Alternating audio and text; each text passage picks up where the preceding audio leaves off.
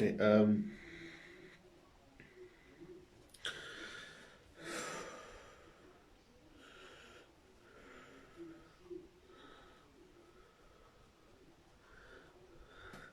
Banaye mbabuulire simanyi kigenda mu maaso.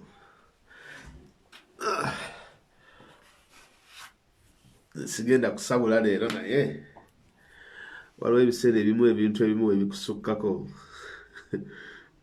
amagezi olina gajja mu bantu banno. So breaking news eriwo ya mukama waffe Roy Sembogga. Abamu ku mmwe gwe mugamba ali very close ne Kyagulanyi unless ng'ebintu bino byonna ebigenda mu maaso nga Bobi Wine yabirimu, naye nze nsuubira nti bandivuddeyo ne strategy. Sigala nti nno baveeyo ne strategy, but this confusion is quite much. It's quite too much, and sikitegeera.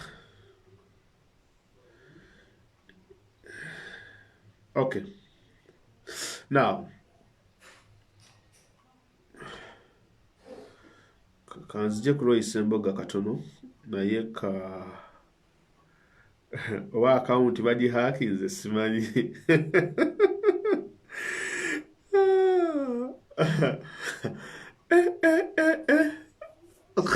Bwe tunaafiiramu kalulu kano ebintu tebigenda kuba byangu.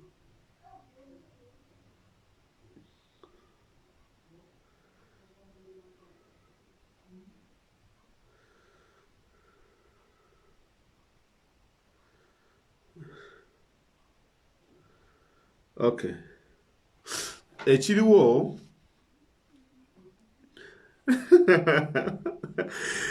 kirabika ebigenda mu maaso tetubitegeera. That is the truth. Now, ekiriwo kye kino guys, kale kangende ku mulamwa. Muna People Power eyeesimbyewo n'omukulu amanyikiddwa nga Kazibe Bashir Mbaziira mu Kawempe South. Omanyi Kawempe division yange njagala nnyo. Mu Kawempe South amanyikiddwa nga Roy Sembogga. Abangi gwe mubadde muwaananga badde wa Bobi Wine ennyo fiira bulago nti Roy Sembogga mukwano nnyo gwa Bobi Wine. Yatambula naye mu Amerika buli wadda. Okutambula kwa Bobi Wine ne Roy Sembogga mu nsi ez'enjawulo kye kyaleetera n'otiimu Bosmic okuva mu struggle. Otiimu ng'agamba nti Bobi Wine yayita muteeka ku trips zino ng'aziteekako bantu bakyaliibe nga mukulu Sembogga. Kitegeeza nti mukulu Sembogga abadde close ne Bobi Wine. Now, mukulu Sembogga yajja ne yeesimbawo mu kalulu oba okuveetingibwa wakati we n'omukulu amanyikiddwa nga Kazibe Bashir Mbaziira. Kati wakati wa Kazibe Bashir Mbaziira ne mukadde waffe Roy Sembogga, vetting committee n'esalawo nekkiriza mukulu Roy Sembogga yaba abeera flag bearer owa National Unity Platform mu constituency eya Kawempe South. Roy Sembogga yavaayo nakkiriza ebyali bivudde mu kulonda era n'asanyukirako nnyo muganda waffe ireko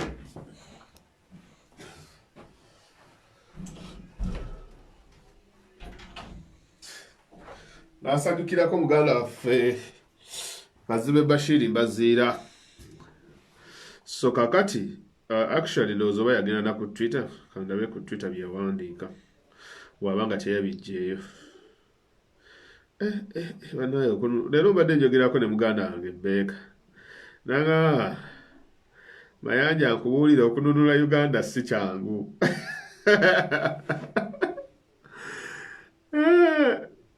Gundi yangamba okununula Uganda, it is not easy. Okay.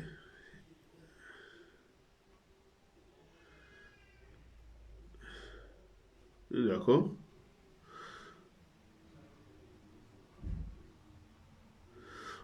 Okay.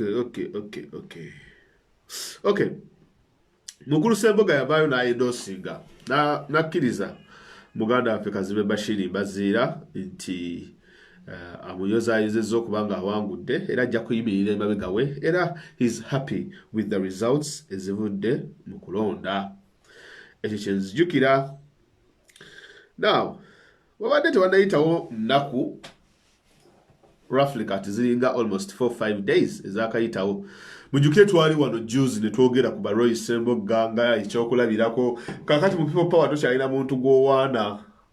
Sikyawaana bantu kati mbivuddemu sikyabiwaana. Buli akola ekituufu tumala kutuuka ku ngule. So kakati leero olunaku lwa leero right now in like how many minutes? In about 1 hour ago mukulu Ssemboga avuddeyo n'ekiwandiiko kino ng'akakasa nti agenda kwesimbawo ku bubaka bwa Parliament obubaka w'Empe South ng'avuganya okuli omukulu Munyagwa Mubarak, okuli omukulu Kazibe Bashir Baziira flag bearer wa NUP, ne Ssebuliba Mutumba muddu awulira owa DP. Awandiise ekiwandiiko ku mukutu gwe ogwa social media n'agamba nti fellow countrymen and women balamusiza mwenna mu linnya lya Katonda. Naye kansokere ddala okulamusa baganda baffe abali mu constituency eya Kawempe South. Ssemboga nga bw'agamba ono mukwano gwa Bobi Wine nnyo kyaliwe gwe yatambula naye mu Amerika. Okuviira ddala we natandika agambye nti okuviira ddala we natandika okulwanirira ensi yange nali musajja ali committed era nali musajja omwetoowaze era ali royal mu Luganda bakiyita bakya omutuukirivu eri struggle ya People Power Movement ne struggle eya National Unity Platform okulaba nga tununula ensi yaffe Uganda.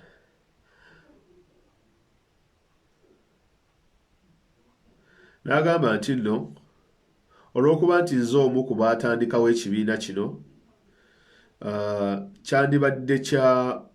nandibadde ndiddemu struggle olukwe singa nsuula mu ttawulo mu kaseera kano. Nti nga ye wano agambye ekiwandiise mu Luzungu bw'ati, having been a founding member of People Power, it would be extremely preposterous for me to throw in the towel now. Nti nga omu ku baatandikawo People Power tekyandibadde tekiba kirungi okuba nga nsuula mu ttawulo essaawa ya kaakati newankubadde nga tebampadde kaadi ey'okuba nti nkiikirira NUP mu Kawempe South. Munzikirize okubategeeza nti okubeera omu ku bantu abali kakiiko akawaggulu mu NUP ne People Power ndi mwetegefu okgenda mu maaso nga nkola emirimu gyange egyampeebwa ekibiina kino mu ngeri ez'enjawulo n'okulaba nti nno tununula ensi yaffe Uganda n'okugizza ku nfuga entuufu eya demokrasiya. Agamba bw'ati Roy Ssemboga mukwano gwa Bobi Wine nnyo nfiira bulago bwe yatambula naye okugenda mu Amerika nti njogeddeko oba mbadde nkwatagana nnyo ennaku zino n'abakulu abali ku boodi y'ekibiina kya National Unity Platform n'obufuzi obwawaggulu ennyo okusingira ddala ne principal waffe era presidential candidate Honorable Robert Kyagulanyi Ssentamu gwenzikiririzaamu ennyo nti ajja kufuga ensi yaffe Uganda mu nfuga ennungi ey'awamu eri progressive era ng'egoberera enkola eya demokrasiya. N'agamba nti nno okukkiriza kwange mu bukulembeze bwa NUP n'eri principal waayo amanyikiddwa nga Honorable Kyagulanyi bunywevu nnyo era tebuyinza kuyugumizibwa kintu kyonna naddala nga kiri mu butali kukwatagana mu bintu eby'enjawulo. Njagenda maaso nga nkolagana ne bannange be tubadde tukolagana nabo era tujja kutuukiriza ebyo bye twasuubiza baganda baffe oba bannansi baffe naddala abantu ab'omu Kawempe South. Roy Ssemboga nga yagamba. N'agenda maaso n'agamba naye waliwo ekiseera we kituuka ng'omuntu olina okuyimirira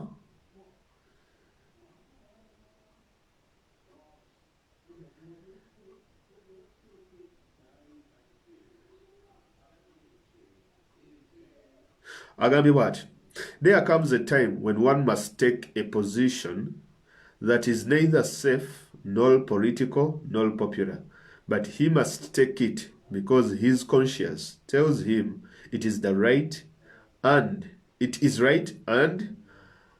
at an individual level there comes a time when man must make hard and tough decisions and follow them. Tiakaseera waliwo we katuuka omuntu ng'olina okukola ekintu newankubadde ng'ekintu ekyo si kya byabufuzi, newankubadde ekintu ekyo abantu abasinga nga tebakiwagira, newankubadde ekintu ekyo nga tekiri safe, naye olw'okuba nti omutima gwo nga kyekugamba ng'olina okuba nga okikola. Essaawa eyo bw'etuuka omuntu oba olina okukola decisions, oba olina olina okukola okusalawo okuzibu ennyo era okukambwa ennyo, n'ogoberera ebyo ebiruubirirwa byo omutima gwo gwe bikugamba. Mu kaseera kano we njagala okubategeereza nti nno okutegeeza ensi yange n'okutegeeza abantu ba Kawempe South, naddala abanteekamu obwesigwa, naddala abantu ba Kawempe South nti ngenda kuvaayo neesimbewo ku bubaka bwa paaliyamenti obwa Kawempe South mu mwaka gwa 2021-2026. Newankubadde kaadi baagiwa Kazibe Bashir Mbaziira, naye ngenda kumwesimbako nga independent. Ebyo bigambo byange. Decision eno nagikola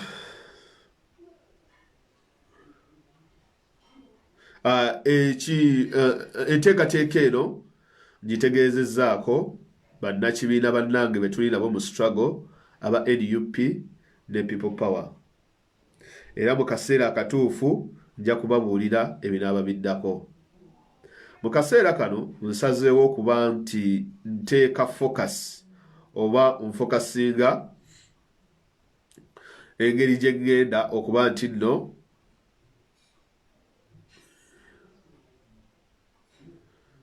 ngenda kufokasinga nnyo ku ngeri gye ngenda okuba nti nno nnyonya mu akalulu aka principal ne party president Honorable Kyagulanyi okulaba nga tuwangula Nakyemalira mu kalulu ka 2021.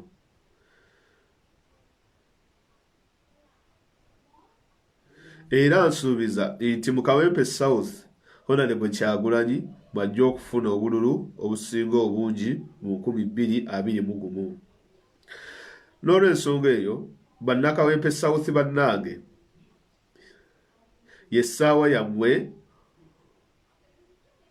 to exercise the true meaning of people power and send a hard working. Yessaawa mukkiririze mu people power entuufu era musindike omuntu omukozi ennyo atakyusibwakyusibwa era alina ebirowoozo eby'enjawulo ku bubaka bwa paaliyamenti mu paaliyamenti ya Uganda. Era omuntu ono si muntu mulala okuggyako nze Roy Ssembogga gwe babbye kaadi ya NUP ne bagiwa Kajiba Basiri Mbaziira muno nga bagamba. Ebyo byange bizabitaddewo by the way. In the coming days, we will continue to give you more details regarding our manifesto for both the country and Kawempe South. Bajja kujjaba manifesto ye ya Kawempe South oba agyetaaga simanyi ne ya Uganda. Ya Uganda ndowooza tujja gijjewa Bobi Wine, so I don't think he needs to give us one. I want to end by extending my appreciation to all comrades that have stood by me. Njagala okusindika okwebaza kwange okuli ba comrade bannange benkolakanye nabo and the People Power movement n'abantu b'omu People Power, our NUP party, ekibiina kyange kya NUP, in particular our dear principal for whom I'm grateful to be serving since we founded our liberation agenda and institution until now. May the Almighty God bless you abundantly. For God and my country, Kyagulanyi for President, Ssembogga Roy for Kawempe South Member of Parliament, situka tutambule. Nasaako omukono, kyali wa Bobi Wine ennyo gwe yatambula naye. Eno mu Amerika mututte wa mutambuze ensi yonna kyaliwo oyo. Muvubuka nno omuto oba alina emyaka 25.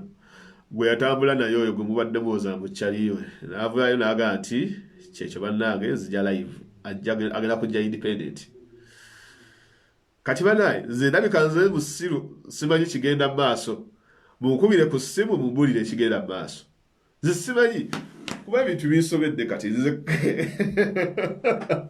bino Bobi Wine yabirimu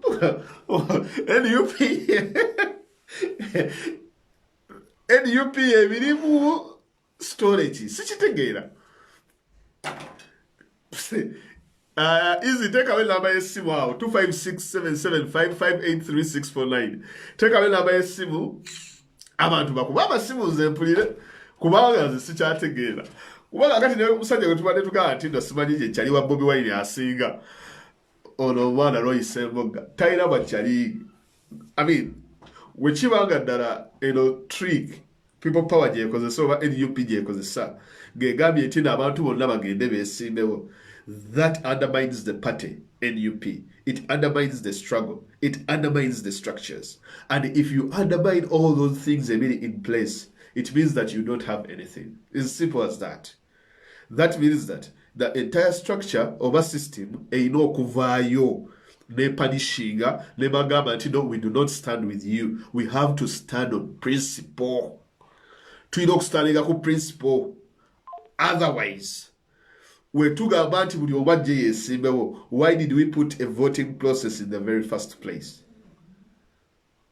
Lwaki? Now, bwekibanga tekiri ku people power, kasooke tuwuliriza abakuba amasimu kuba kati nze biyitabudde. Nakiika 55. Halo? Owekitiibwa Fazil. Wangi Ssebo? Ssebo gye bali ku mukama wange. Kale Ssebo naye kendeeza ku ssimu yo.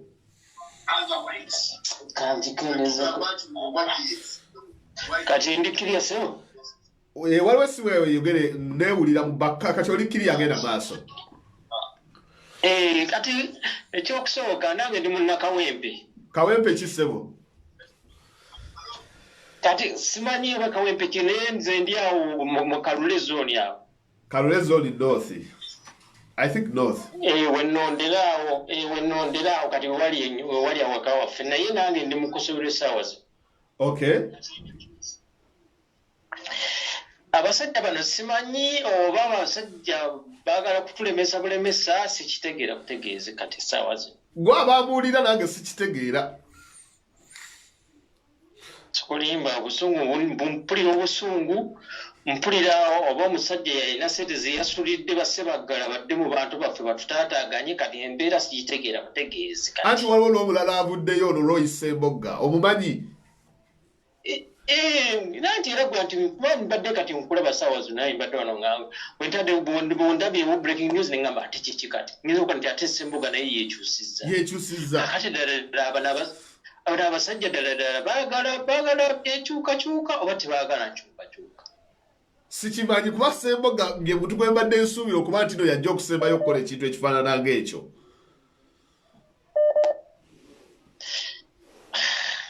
Fazil ebyokwogera sirina naye mukuba naye kati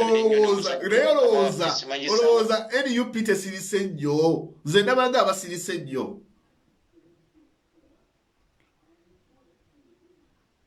Simanyi ndowooza basirise nnyo naye mukama waffe tusabire omusajja waffe kubanga ndowooza naye ndowooza kati ali mukosobero siba simanyi oba bino baayagala kutusalirawo ki simanyi nakugenda kyakukola basaawa zino. Kati ngolooza abajja independent tubakolere ki? Kuba bagamba nti bagenda kujja na Bobi Wine ye president waabwe. Twetaaga badi campaigningira tubasaabule nga bwe kisoboka. Nze nabagamba edda ab'ekawempe ne bagamba temugeze omuntu yenna atagezza naawe abantu bonna abadisidinze ku naapu. Tewali kuba wakalu. Kale webale nnyo. Tanguleka oweereza abantu baffe. Kale Ssebo. Hello? Isn't it now essimu please? Hello? Ssebo mukulu Fazil. Kulamusiza nyabo. Kulamusiza Ssebo. Kantandikire ku mulamwa sigenda kwebuzaabuza. Question y'esooka obuuza. NUP tesirise nnyo ku mawulire g'olwaleero ag'olweggulo akawungeezi. statement ya mwogezi waffe egambye ffe ng'abeekibiina tugenda kuwagira abo bokka abalina umbrella. Ekyo akyogedde. What does that mean? Kitegeeza tugenda kusiikinga kwaba be bayendosinze. Ekyokubiri njagala okusaba mmwe abalina eddoboozi mwabasobola otukuŋŋaanya ne tuwerako 10 paka ku 10 ku 15. Let's emphasize our candidates. Bano abasajja media ze Kampala zibawadde nnyo platform. Naffe ku internet tubawa platform. Tubeesonyiwe. Tugambe bantu baffe nti bani betuba twesonyiwa. Bano bonna abaze independent. Anti bagamba nti bo bawagira Kyagulanyi kuba pulezidenti. Ate nga buli wobola bantu tunonya ba pulezidenti kiba kitukolera. Lwaki ekyo kibi? Ekyo gamba nti ndo bawagira Kyagulanyi kuba pulezidenti. Balimba kuba bakimanyi bwe banagamba nti tubaze independent bagira Kyagulanyi abantu tebagenda balonda. Kati gubeera mulimu gwammwe okubuusa abantu mubabuulira amazima. Eyo kodi bagikozesa bukozesa nti bawagira Kyagulanyi. Tosobola kuwagira muntu g'otawuliriza kyagamba. Oba ano takuwadde ate wali omuwagira otya. Eyo bakozesa kwekwata ku bisubi. Naye ekyalo oyo okuvaayo okukola ekintu nga kino kirina engeri gye kikuwa kifaananyi kikakati mu politics na mu nuupu ng'olowooza Bobi Wine ali mu mbeera ki kati? Anti kati kankubu Bobi Wine tali bulungi. Let's be honest. Ne wali badde gwe nga gotukulembera tasobola kubanga awulira bulungi. Naye eno rebellion nga bwe bajja ne ba immigrate nga ne bava ewammawo. Bali mu cancer. Yes, it's the same practice. Yobola nti mukaaku ayimirira ku bintu ebiri fake n'agamba kamiliyoni baamumme ekifo kubanga religion naye ng'ate nupu yavaayo n'egamba eyo yali fake assessment. Kati media houses e Uganda bwe ziba zibawa airtime naffe ku internet ne tubawa airtime, we are doing a disservice. Tulina kubafiisa tubakube tupromotinga abaffe. Eyo kodi beekwatako neekwata eya Kyagulanyi. Kati leero olabye Latifa akugamba nze era nja kuwagira Kyagulanyi naye ng'asooka kusuulawo gundi kaadi ye eya meeya. Kakati azze agenda kubeera MP naye ng'era awagira Kyagulanyi. Which of his statements do you believe in now? Do you trust him anymore? Ogenda kubeera yeddi mu boxing atiikinga olabo batawadde Kyagulanyi. It is alleged nti Nsereko ne Nankabirwa be bali behind all this independent coming up. Bagenda basasulira biliyoni 3 bla bla bla then bajje bawuzeewo bululu ba nuupu si bwe kiri? And they already paid. Biliyoni. Kakati penafo etubawa. Bwe tubawanga balina airtime yabwerere balina amafuta gabwerere ebipande balina bingi nnyo naye wabirabye. Kati gannaatera okkuta gw'olowooza kiki ekirina okukolebwa kwe bano ba independent kuba should Kyagulanyi kuba ogamba nti pate eveeyo badinawusinge toyinza kudinawusinga muntu agamba nti no I support you for presidency. What do you think should be, what measures should be taken? Kiki kye tulina okulaga nti naffe tuli strong, ekibiina kiri strong. What should be done? Kyenjagala okumanya. Nze kyendowooza kyekino ate kyemanyi pate yakikoze dda but for us tetusoma ennaku zino pate yaffe eyogerera mu science. Jjo mwalabye twabadde kuziika Kyagulanyi yavuddeyo n'ayendoosinga omukyala gwe basinga okuwakanya. Olwaleero gundi avuddeyo n'agamba tuli kuba umbrella bokka. Kakati oba omanyi nti oli talina umbrella tetumuwabudde. Ffe tufuga internet tuba campaigning ku internet tuba tugenda dufulumya enkya kale tweyanza nnyo tweyanzege kalise banaye nagambye tubadde campaigning naye lwoyisembo nga simutegedde kyova olaba ntuuse kisande nga wakano kakodyo ekitetegeeka naye kino kiragira ddala nti these people tewaliwo kakodyo tewaliwo kubuusabuusa. There is someone behind all these independent candidates. Hello. Yes. Fazil nkulamusiza. Nange bwentyo ssebo. kakati nze okwawukanako n'abalala nga bateeseza nze ntese yange egamba bweti nkola ey'obufuzi ey'ekikulu nze kankubuleko mu mutima gwange nali saagala omukyala Nabiira w'ebbanga lyamaze nga omukyalo mukiise mu Kampala n'ebirala ebyali bimwogerwako naye ku lw'ensonga nti lupu ya mwendo osinga okiwulira nkubiriza abantu oluffenna nti buli muntu yenna nga nupu ye mwendo osinze oyo gwe batulonda ate n'ekyokubiri kino abantu bazibuka amaaso abantu bonna bagenda mu kamyufu ka nupu ne bagwa abo abantu regimu yayanguwa mangu abamu ku bo nejja ne bagamba nti kati twagala weesimbewo nga independent tebalina kigendererwa kirala kyonna kunuuna era gwe bw'olaba omuntu yenna naye n'olwo omusajja Loyisemboga omusajja wa Bobi Wine omuvubuka mubadde ku lusegere nnyo kituwa kifaananyi kyekyo kuba si ye muntu gwe wandisuubidde okukola ekintu nga kino amubadde ku lusegere nnyo ekifaananyi kyekituwa lindako nkubuulire ekifaananyi kyekituwa kiri bwe tuti owulira Ssemboga yalina omutwe gwe naawe olina ogugwo owulira omuntu yenna bwe yajja mu struggle teri buli omu yajja mu struggle ng'alina ebigendererwa bye nze nkubuulira bulijjo bwe mba mpuliriza Makanga ng'ayogera akugamba ne bwe bukeera enkya Bobi Wine n'agamba nze nsuddewo tawulo yagenda mu maaso nze nange bukeera enkya Bobi Wine n'agamba nsuddewo tawulo nze ekyokuwakanya gavumenti kindi mu mutima si muntu obuya asembyeyo sibanya badde amutambulirako abadde n'ebigendererwa bye abantu bangi nnyo buli omu alina ebigendererwa bye kati nze tosobola kujja n'ongamba kubanga abadde amutambulirako anti kambuuze ati independent ekyo kiba kitegeeza nti aliddemu Bobi Wine olukwe oba lwakuba olw'ebigendererwa naye kakyogedde alina ebigendererwa bye ng'omuntu nti kati wabanga ye atuukiriza kigendererwa kye aba aliddemu struggle olukwe oba nedda naye abagiriddemu olukwe era kino njagala nkikubuulire ye Bobi Wine ng'omukulembeze ng'omuntu omukulu nzikiriza nti alina engeri gy'ahandolingamu ebintu mu ngeri ey'ekikulu tasobola kumala nga papa kujja kukola public address about that solo candidature oyo omuntu yekka yekaagize era asooka kutunira mbeera lwaki kibadde bwe kityo before alyoka ayogere kati abantu aba nedda oli ajja kumuteeka ku pressure aveeyo atubuulire lwaki gundi ayasazewo bw'ati no si ye tajja kupapa kujja babu yajja kusooka studyinga situation nze ndowooza then alyoka ajja ababuulire nti bwe kiti ne bwe kiti tujja okukola naye ate nkubuulira nti abamu ku ffe nti bwe yasanga Muswago nze bwe ndaba nga kyakoze nga kirimu brand era naye sijja mukkiriza kino kankikubuleko dikiteeta bonna dikiteeta tamala gagenda bwatyo bakozesa obukodyo bwonna ogenda kola n'ebirala biri strange bingi nnyo bigenda naye ekintu ekirimu nti ebyo byonna biraga bubonero bwe bwakugenda kale tweyanza nnyo tweyanze dakiika 3 halo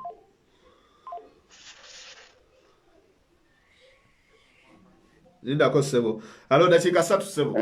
Yeah. Halo. Oyo talika tatuwulira. Omulala. Halo.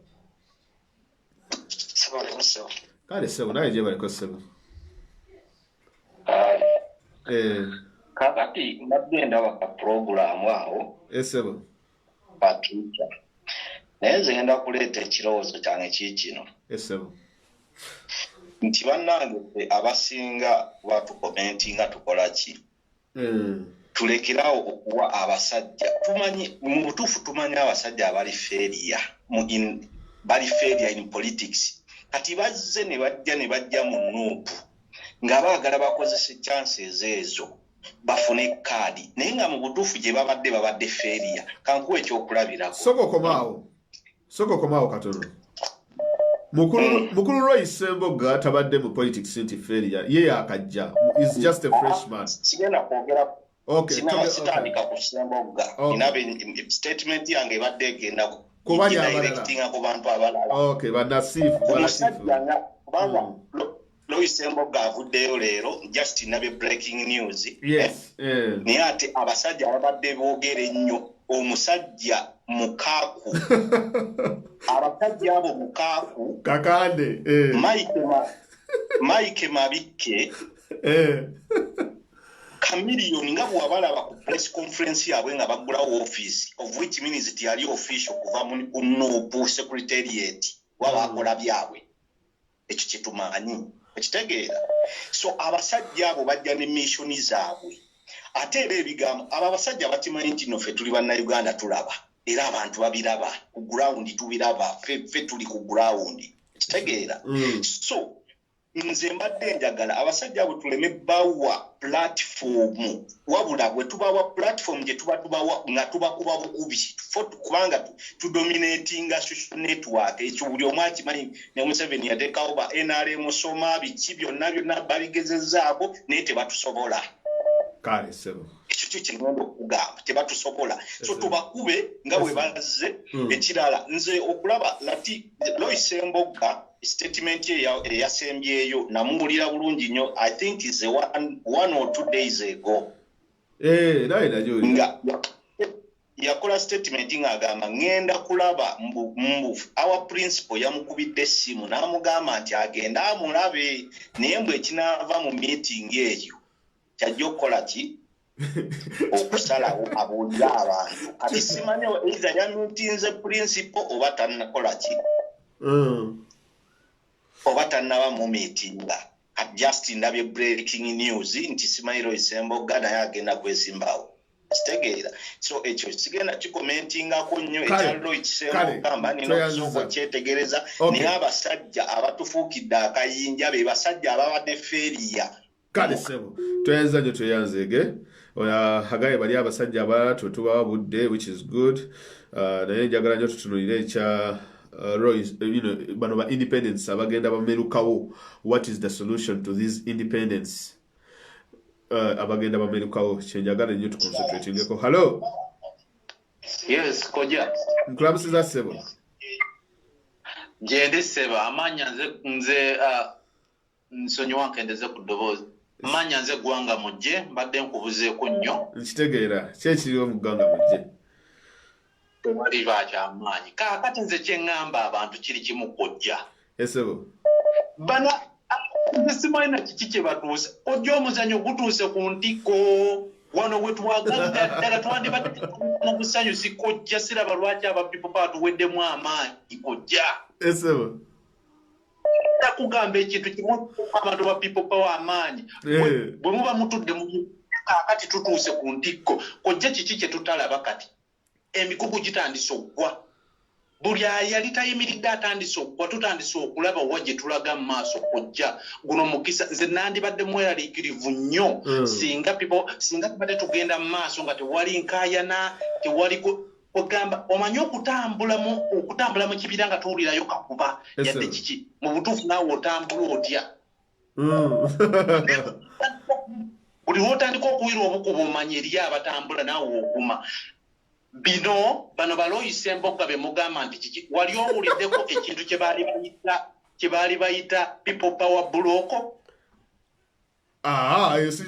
balawira DP block bino byali mu ŋŋambo wali okiwuliddewoko mu luvuuvuumo people power block something like that yeah I think so yes kati kankukinnyonnyole bulungi nga naatera okumaliriza bye bino byowulira bano bakamiriyoni simanyi bano balatiifu omwana wuyo amuyise simanyi natiifu bano bowulira base akakundi kaagala kajjire ku Bobi Wine bamufuula amadaala bagende bakole pipopa gwembulire yakavayo nga tanaba nga yaggyeko akakoofiira n'agamba nti sigenda kuwagira Kyagulanyi buli omu ajja agamba ngenda kwesimba independent naye ndi ku Kyagulanyi kugamba bamufuula amadaala bo bakola akakundi ka people power block kyobulaba tebajjako bukoofiira bwa people power kati ekintu kimu bwe kiti okubogerako wano ku internet tuba tubongera amaanyi n'okutandika okubakuba tuba tubongeramu amaanyi naye era tuba tubakakkanya kakati abantu ba people power bwa muweddemu amaanyi yene essaawa tulabye kiki omulaba ani gwe tutakolagana naye ne baane be tukolagana nabo Kyagulanyi yagamba tuli balabira ku bikolwa byabwe nze amaanyi nze ssanyu naye golowooza kano si kakodyo kali mu people power NUP olowooza nga Bobi Wine yakazanja tekayinza kuba kakodyo anti kano Bobi Wine anti yabizannya ebyo bye mbagamba nti no twandibadde tuli mu ssanyu ebyokuleeta ba independence yabizannya nedda kojja ku bano bakaasa ye yakola ekintu kye ng'amanyi gwe Bobi Wine okusirika mulowooza kiki abantu bagamba awoddemu amaanyi oli good sente amaanyi gaalina ne Kyagulanyi abasajja baalina emabega abamuwa ku magezi etutamanyi temulowooza nti okusirika buba busiru no wano weŋŋambira aba people power kino kyekiseera tweyanziza nnyo bonna abantu bajja beekukuutirizizzaako kakati batandise kugwa tugenda kusigaza abantu tetumanyi Kyagulanyi ali yekka tugende omwana yagamba tugenda kulaba ne betutalabangako ate tukyabirako kale tweyanziza nnyo tweyanzegesewo bana batandika okusanyuka nze amabanja natandise nadde okulya omusajja atandise dde okulya amabanja interesting kale amasimu mangi agajja guys mujja kuyitamu omuku omu temufaayo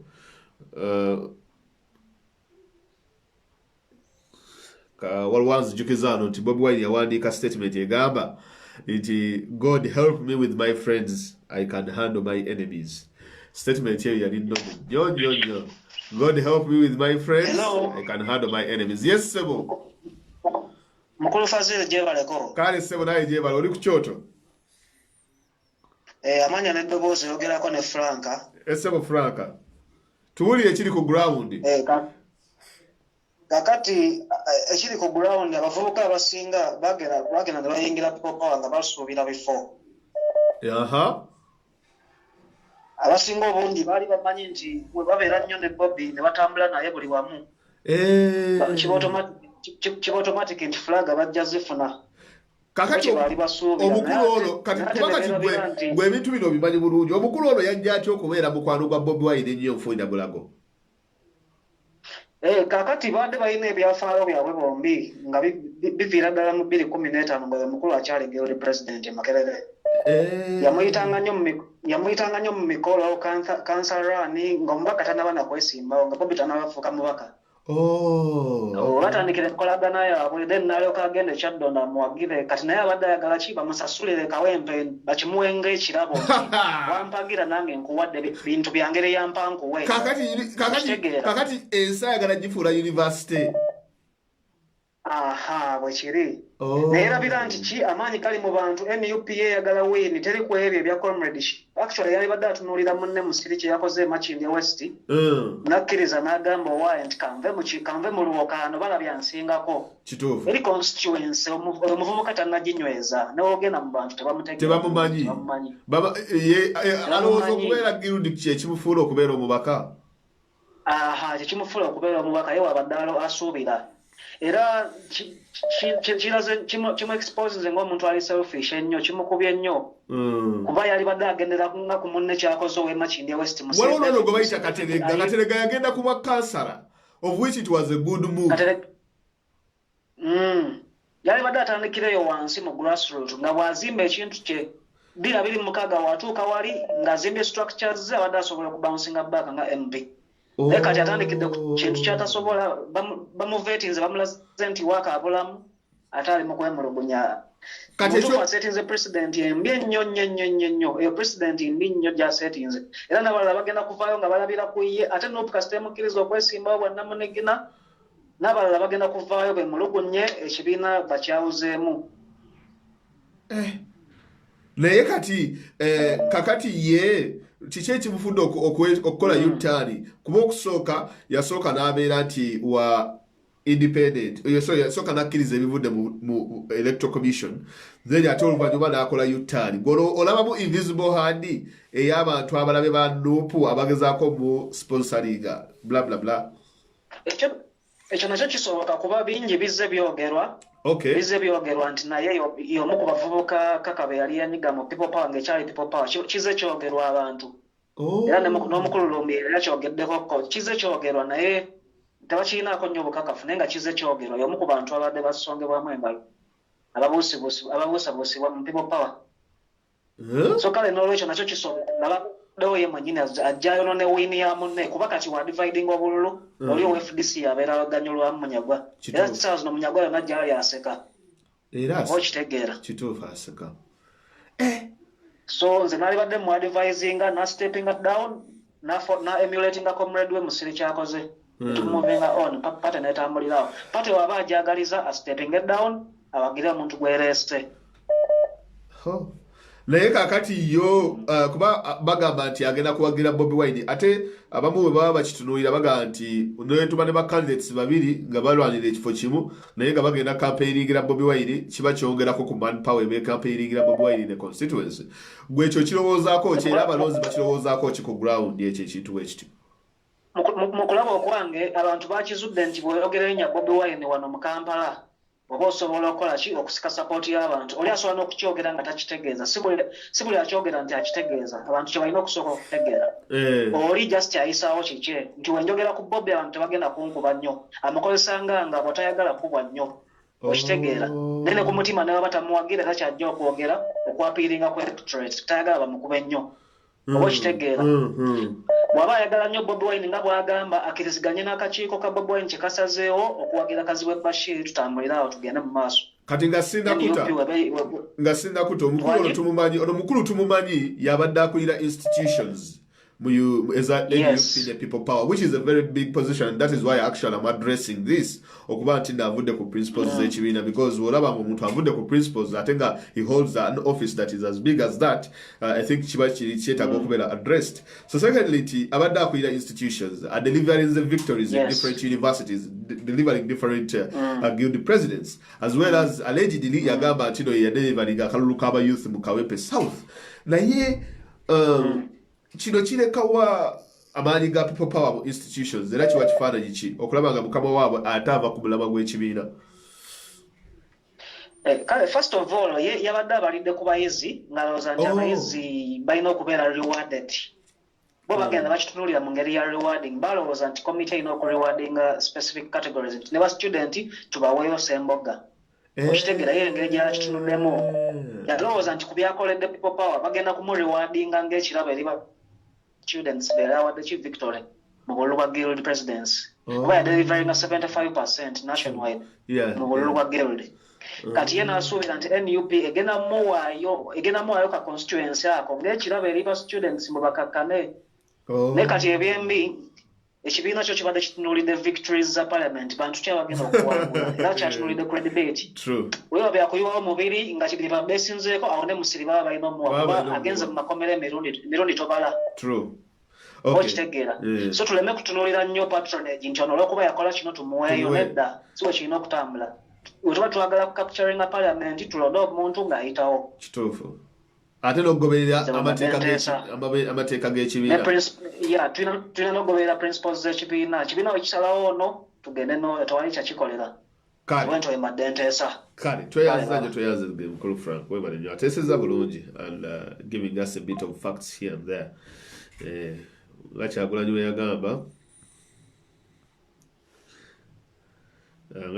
we yagamba nti Katonda ntaasa ku mikwano gyange my enemies I can Katonda God save me from my friends but my enemies I can handle statement eyo nene God save me from my friends my enemies I can handle alo nyabo kale nyabo naye gyebaleko kale mitono kakati njagala kukola ku submission kange ku mulamu ogwo gutuliko ogwa Roy Ssemboga dakiika 3 enyabo Roy Ssemboga ng'omwami yavuddeko era Roy Ssemboga abantu bazze bamwemulugunyaako naye lwakuba nti omuntu wabanga ndowooza abadde n'omukulu for such a long time abantu tebatera kumuteekako nnyo maaso naye ng'ate omuntu akuli okumpi yakulyamu olukwe now ku statement ye gy'akoze bw'agamba nti no y'omu ku bafounders ba people power right bw'obanga wafoundinga company ng'oyagala kukola business o expanding okole empire otandika kugiryamu buli oba ogizimba n'ozimba so for me I think Roy kye tulina omukolera tulina okumukuba tumukube kubanga akimanyi bulungi nti ground tagirina akimanyi era nze nalina mukwano gwange eriko mu WhatsApp group yaabwe kye baali bakoze simanya Roy's Brigade WhatsApp group ekyo mukwano gwange akirimu gwakya Roy's Brigade naye nga they have nothing good to say about the principal other than criticizing him all the time. Era mukwano gwange mukwano gwange group ekyo nakivaamu. Waba kirimu n'omuwala baba mita Mukasa Babi I think. Kirimu abantu bangi naye nga all they do is criticizing. Nga bakiyita Roy's Brigade. Naye omulenzi oyo tumukube abakakana ate si ye yekka wabula buli muntu atagendedde it's party before self tetufaayo waliwo bakandidate bayisizaamu nga tetubeetaaga nga ffe abantu naye for the sake of the party tulina kugendera ku party kyeneebeesazeewo. Having said that, he was my candidate nga results tezinavaayo naye kasita zaavudde neziga nti Bashiru yoyo nakkiriza ngera bwe nali saagala nabbiira naye nakkiriza nga kanzimbe party bano abasigadde bonna kabe bali ba DP block oba bano ba Royce Emboga bonna amanyi g'abantu mbasabye tukuba abantu bano naye gwe tolaba nti waliwo omuntu ali mu kunyonya aba independents ogenda abakunga abakole mu kigurupu kyabwe then bakole some sort of a force egenda against NUP element togirabamu. Definitely mulimu invisible hand definitely because one Roy doesn't have kana kalulu akomwaka akabiri mu mwaka ajja there's especially mu central region kagenda kubeera mu sente mpitirivu at least nze nayogeddeko n'omuntu amu agenda okwesimbawo nagamba ekitone nnyo ate nga ali mu outskirts nagamba ekitone nnyo miliyoni 8 ekitono omuntu nga Royce Emboga obadde doctor oli mwana muto who is funding you doctor wawa who is going to fund you he's a doctor by profession that's true but who is going to be funding you of course mulimu by invisible hand ate ne bano ba DP block manche twakola ensobi nti banna people power abajja getting excited over these people coming to join us benefit of the doubt naye kakati tulina obanuliza n'amaaso abiri buli woolaba namboze two eyes ate kankubuulire kino si kyogera mu bubi nenamboza ayinza okuba omanyi kankubuulire keep your enemies closer bayinza okuba nga lobasamba ng'ekiwayi kya people's government nakyo kinyugulula group ya nseruka enyugulula NRM naye enyugulula Besigye kasirise kale alabika akola. Yes, asobola okuteekayo invisible hand. So bano bonna abajja abava mu NUP DP simanya abava mu DP simanya FDC simanya NRM tubatunulire n'amaaso ate kambabuulire banna people power banange buli muntu bonna tubatunulire ate buli muntu tumukube kyekyo kyekitegeeza nti people power kyekitegeeza nti we have to voice out what we don't want. Era kiringa muntu bw'anaayingira mu parliament nakola ebitagira tugendanga balumbanga ku mayika gaabwe tuba harassing because we have sent them there to represent us. Not themselves. I don't know achasura wa atatawe which is not bad. It is actually irrelevant. I understand. Organization, you birthed a child, you have to nurture that child. Do you know what I mean? If he claims that in his statement he claims that he birthed that child, he should be able to nurture that child and see that child grow into an adult. Tosobola kuddira mwana ogoza deno tandika kumutema atema nga tandaba nakula totandika kumutega ntega totambula nedda toyavula tokola ki. I think Ugandans bino ebyokwekkirinanya mbu tubawa airtime tubakube. We're going to harass them. We should harass them because they have gone against the party. They have, yes, it's their constitutional right okwesimbawo, but don't start saying, oh, nja kuwagira Kyagulanyi. That code has to stop as well. Yeah. That code of independent nenga Kyagulanyi tuyanziza mwami manja. Kale waliwo omusajja bamuyita David Serukenya. I was hard on Watoyo is even worse. Naye I was hard on him. Naye kati nze ndaba approach ye nabika yekola nti omuntu omukuba mukubire ddala omuti mukuba omutte hands down kubanga abantu tebagala reconciliation. He's not living but you listen, Serukenya's approach would be good but it was so radical kubanga tujja kubeeranga abaze mu I understand. You know the radicals of Besigye. Tubanga abaze mu bya Besigye. I agree. And how different are we? I thought that we are coming as a party, we're going to be different. Okay, thank you very much. Oshagera. Okay, yeah. Thank you so much. All right. Temukonsa Serukenya's approach, please. Hello? Hello? Abantu abamu abakusesa ali akuba essimu.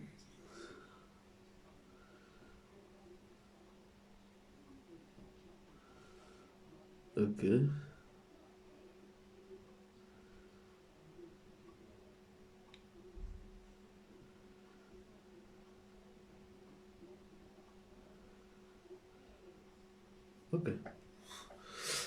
Hello. Mukama wange. Esebo. Kakati ngenda kwawukanako n'abantu bonna abateesa babaddeko the program omulama mulungi naye ngenda kubeera ekyo kye twagala ngenda kuba sinuulidde role yekka ngenda kutunuulira aba independence bonna broadly. Yes, please. abantu ba NUP tulina okwejjamu ekintu kimu saagala tulowoozeemu nno buli muntu agenda okujja ku independent moolo. Yes, muyinza okuba nga mulimu nagenda besikiriza naddala abantu abava mu DP block naye abaana be tubadde nabo from day one saagala tulowoozeemu bonna ba malls kubanga n'obwobeera gwe nokeera ku makya n'obeera mu struggle eno ne bakeera ku makya ne bawa omuntu omulala wadde naadde mu struggle ozimba omutima kubanga at the end of the day fenna buli muntu ali mu people power. Yes. Buli omu ayagala kifo. Neze saagala kifo. Nze saagala. No, sigamba nze ngamba abesimbyewo. Oh, okay. Kubanga mulimu abantu bojja okulaba nga Sauda Madada teyesimbyewo. Tayagala kifo nja mutegeera. Abali ku ground ojja tunya nuwa mutwe. Tayagala kifo. Ne buli eyavayo ne yesimbawo ayagala kifo. Balina interests, yes. Balina interests. Era twana omwaka gwamu baneze ngenda kuyiwawo omubiri weguli. Eno kali ne baaligiwadde Bashiri kati bagiwadde Roy. Bashiri ye yali amaze mu statements engejazo bali yazita wala yali ready okuja independent. So Roy yetaaga kumubudawuda bayinza okuba kwa NUP ekintu kinaye weakness gyeyina tetuuziza abantu bano. Kati nze kino ngenda kigamba kuba nina omwana ku ground gwe nayiteekamu ssente ng'agenda kujjanga kansala.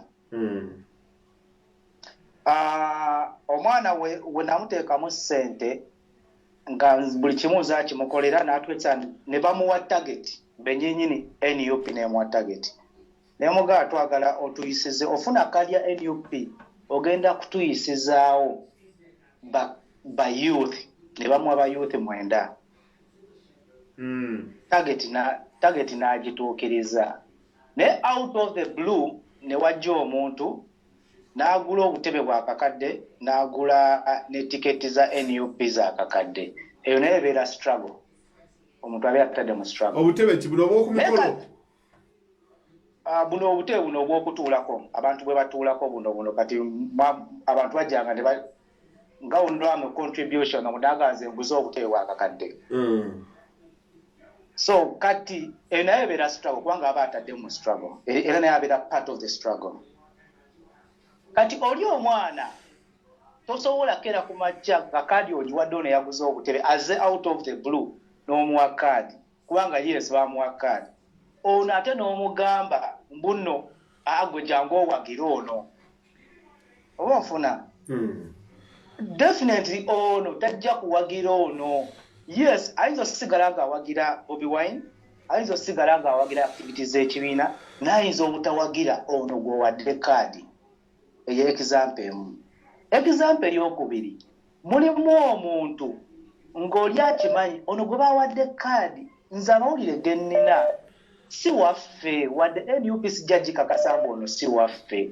Ne ngamba nze ndi mu struggle ebya ddala kanzije mwejjireyo kubanga buli omu yeerwanirira ye wadde tulina okulwana nga group. Buli muntu alina okukola paati ye okugjawo Museveni atuviire. So NUP wekolamu ensobi ate sijja ttambulira ku nsobi ya NUP njja ttambulira ku nsobi yona ze nsobola okumugjawo kuba sikiriza. Kwegamba oli omuntu okujja independent yo teba nsobi. Anti kati kyengezaako okukakasa muno omuntu okujja independent eyinza obba nsobi mu bantu abakiraba. Naye ne NRM ekozesa approach eyo. Buno omuntu wajja independent n'awangula ba independent abamu bawangula ajja batukiza independent abamu bawangula. Yes. Independent wanaawangula tajja genda mu NRM. Anti era wayingira parliament agiyingiranga independent tajiyingira as a part of your party. Yes, tajingira nga party mu mafiidwa nga party ziba ssente naye ebigendo byammwe ayinza osigala gatambula nabyo. Kubanga otuya Kyagulanyi we yayingira parliament nga independent ebigendwa bya opposition yasigala nabyo.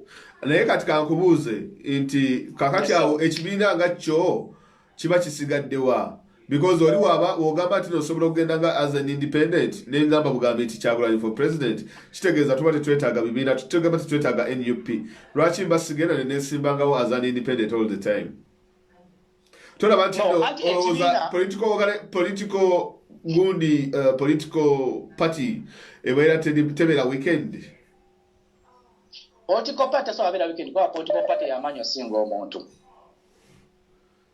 so ono omuntu omwazenga independent tayinza ku weekendinga political party really? Naye tekyetagisa ate mugamba mbu moro kubanga ayinza okubanga si moro nga gogamba bugambe Roy moro naye ng'ate ye okusinza kumanyi gatadde mu struggle kuba kati zingakula kati mola kati Roy ayinza okubanga yakateeka millioni nga 2 mu struggle milioni 2 mu struggle n'atwa ne Bashir n'amugamba ko tumanyi nsonga yo n'atwa ne Bashir n'amugamba eno sogo nkozesa poster nkoze drive ba youth n'abayisaamu we bati n'akateeka milioni 2 gampe nkudde emabega ono lwokubanga yafunye kadi ayinza okugamba so kati oneete mumanyi nsonga lwaki azzenga independent kubanga pozigo lyamugamba kankwasente z'otadde mu struggle onzire kakati kangubuuze kibuuzo kati bombi we bajja obeedale munaayitawo ani gwe aba ayambye ono awa independent aba talina n'omu gw'ayambye naate bombi we bajja Roy n'ayitawo wandi ani asinga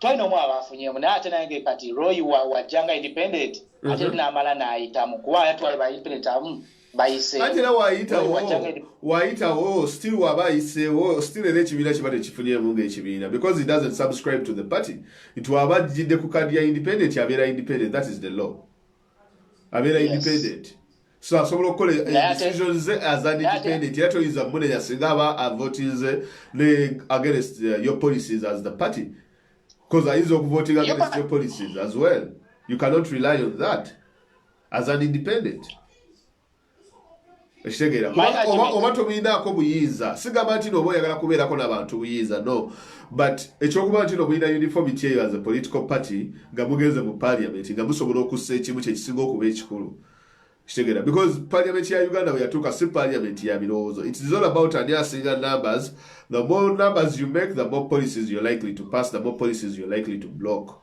nebifaanana ng'ebyo nze wenda bakyobola nga tulina more independence than people in the opposition.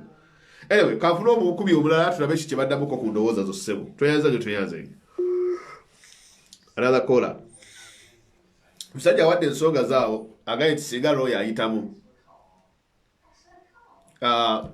nze ne mubuuza singa Roy alemesa oli omulala okuba why should we come to those singers lwaki tujja kwezo singa Roy ayitamu singa alemesa owe n'alemuze ndaba we tudda muzisinga ng'ekyokukola ekituufu tukimanyi tirekera omuntu omu awo tetujja kubaawo nazisinga. Hello.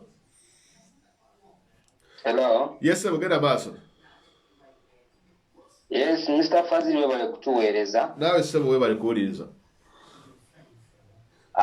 Mpozi toka kujjukiza baganda baffe. Omanyi tulina ennono zaffe zino eza people power ze tuyimirirako.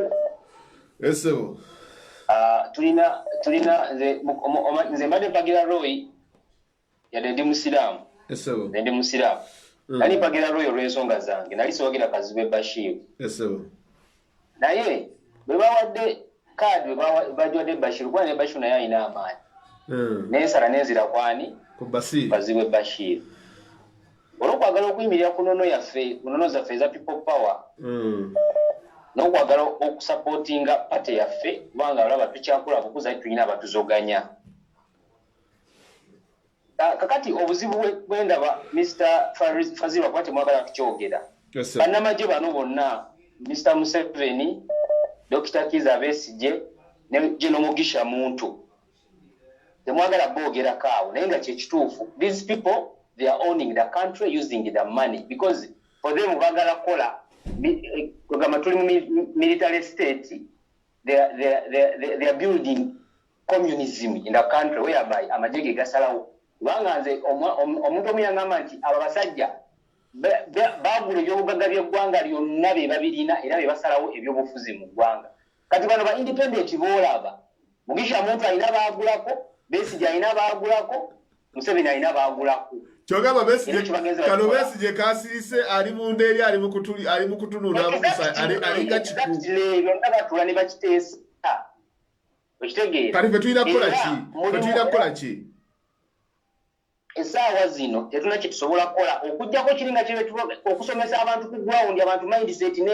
n'ekyuka ne bategeera nti twagala civilian government nga omuntu yenna Besigye gwasimbyewo tetumuwagira katukabe muganda wo kabe maamawo omuntu yenna Mugisha muntu gwasimbyewo tetumuwagira nga olaba nti twali twagala nnyo Winikiza saawa zino ali wa Mugisha muntu eyatta abatta abaana b'eggulu ne babamalawo ng'oŋŋambe essaawa zino gw'oli naye tetulina kumuwagira omuntu yenna ayeesimbyewo mu kibiina kya NRM ayeesimbyewo mu FDC mu ANT ebibiina by'abannamagye tulina Abannayuganda bateekamu eyo mentality we tujja okutegeera kubanga Fazili kankubulira amazima ga Katonda toyinza kuŋŋamba nti Mugisha muntu ebbanga lyamala nga ye ame komanda talinanga musaayi ku ngalo ze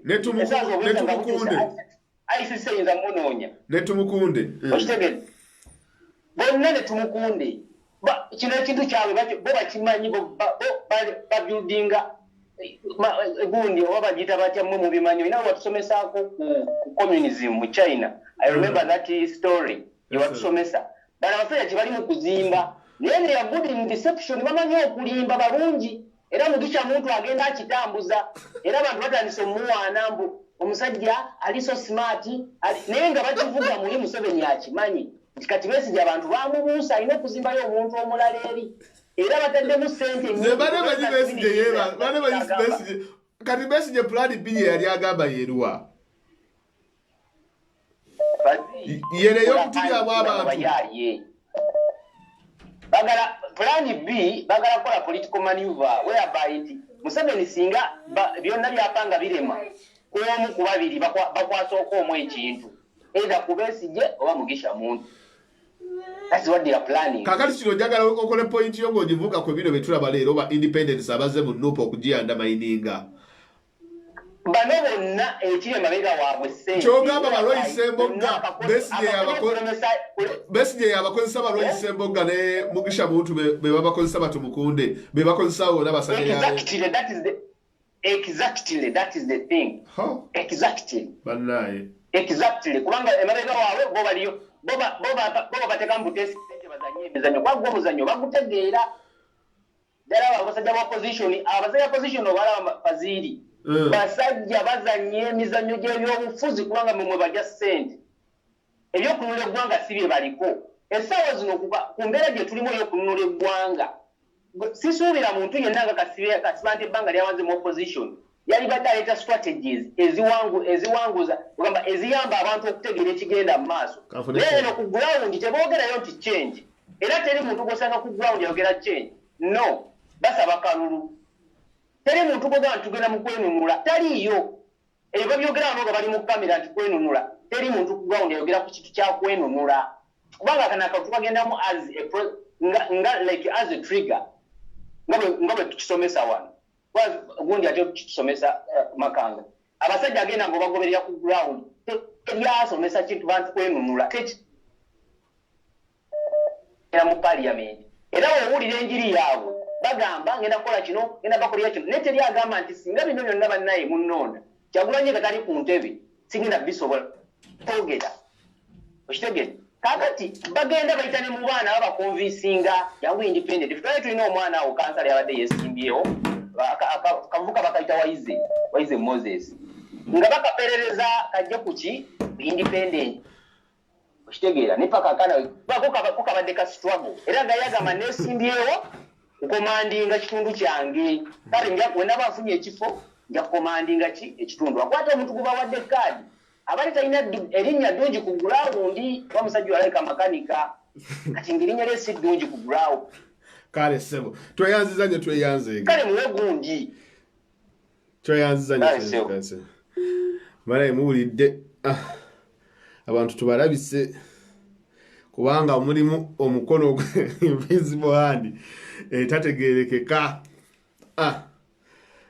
wallahi abasajja baagala kumalawo kibiina bannange eno struggle eri abasajja baagala kumalawo kinnyi. Hello? Kendezaako ku simu yo. Yes. Hello? Hello? Abantu banna. Hello? Hello? Yes, sebo. Je baliko. Kale sebo naye je baliko sebo. Hello? Bade manyi nkubye ku kyoto. Oli ku kyoto sebo. Oli ku kyoto. Oli ku kyoto. Chembiera ate yidi tebira hivyo okay. Chembade ngamba. Hello? Hello Tessa tugende. Chembade ngamba nti abantu okubeera independent kibi nnyo naddala mweno regime y'abana abasajja esebo nti omuntu yenna wanaayitamu n'agenda ng'ali independent mu parliament oyo temumubala nti aba akyalina mmwe ne waba badde wa people power nnyo nga n'omusayi gulimu people power baba bamaze omutwala era ekyo kintu omuntu yenna wa NUP talina kuwagira muntu ali independent n'oba omwagala nnyo emirundi 10. Kale sebo tweyanziza ne tweyanze. Tebamanyi muntu gwe badeeringa naye. Kale sebo.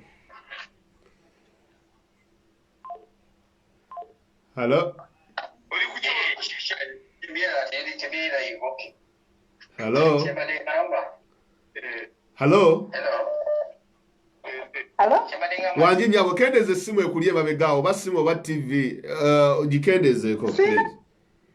Sina osintu mwami Fazila. Okay, Tessa tugende nyabo. Mbadde nze ngamba banaye tujanjaba abaffe betuba tujanjabaza bokka be balonza abannuuku. Abantu mubakubira amasimu ewaka abantu mubakubidde amasimu e Uganda mubategeeze ambuleera. Abe Uganda tubategeeze abawano tubategeeze funding erina genda wamu ne kumbano bonna ba blog abalina kujanjawaza baffe abalina kaadi oba ba mall oba si ba mall abalina kaadi bokka. Ambuleera. Kale byabo tweyanze. Era be waffe nabagambye ddala buli omu ayimba gwe bawadde kaadi gwe tugenda naye tewali mulala yenna. Okay. Tweyanziza nnyo tweyanze. Banaye babagambye tujanjabaza ambuleera everything ambuleera talina ambuleera takomba kalulu kyekyo oba yeroyi oba yani oba for as long as you don't have the umbrella teri agenda kuwa kalulu. That's it. No wanga go Bobi Wine transplant. Hello? Hello? Esebo? Amanya tusande Saidi mpangalia nansa na sensinde Bahrain. Esebo Saidi Tessa? Ekitasi kyange kyenina mukama wangu n'awuliriza abantu abo bazza independent esebo kiringa okeera n'okola essomero essomero olikola abaana be batuula UNEB yesunsula abayiseemu abagudde ebibuuzo ne bakivaamu kituufu ekyo kati bano kaadi yabalemye tebafunye kaadi ate batugamba bali mu go omuntu yenna oba ng'oli mu struggle ng'omanyi ti kaadi togifunye waliwo omuntu agifunye genda mabega yoona afunye kaadi kuba missoni eriko missoni gye tuliko yakusooka kukyusa bukulembeze bwaba balemera mu ggwanga abacunya abantu abata abantu kakati oli wajja ekyo bakitegedde nti alina kudda mabega wooli naye waagaana najja ng'ali independent. What should be done? Wajja independent abatakyali mu struggle kula ensonga ye aba yeewagudde ali lulwe aba ali lulwe kale so kati tumukolera ki oyo tumuvaako buvi mu struggle tumugjamu kuba asigadde lulwe tusula musuzi mu kasero kale tweyanziza nyo tweyanze musula musuzi mu kasero kafuleyo abakubi nga basatu then malirize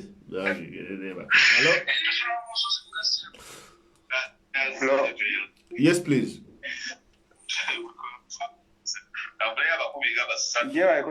Kale sebo naye je baleke simu eri mu background wani jijeeko oba